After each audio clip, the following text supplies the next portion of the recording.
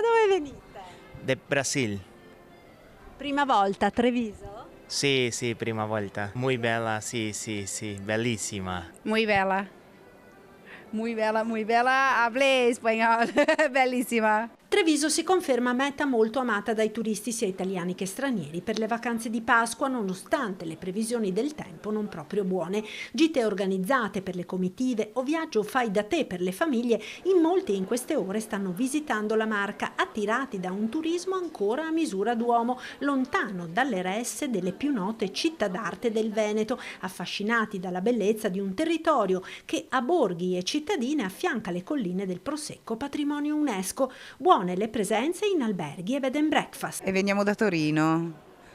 Una volta a Treviso. Sì, a Treviso è la prima volta. Abbiamo fatto un giretto a Padova e adesso siamo venuti qua a Treviso. Sembra molto molto carina, a misura d'uomo, e bello questo turismo, tanta vita. Turismo slow, buona cucina, arte, una rete ciclabile per gli amanti del cicloturismo, i punti di forza della Marca. Sono arrivato proprio 5 minuti fa, quindi non lo so ancora. Ci stava appena iniziando a spiegare il nostro amico che sta qui da qualche anno.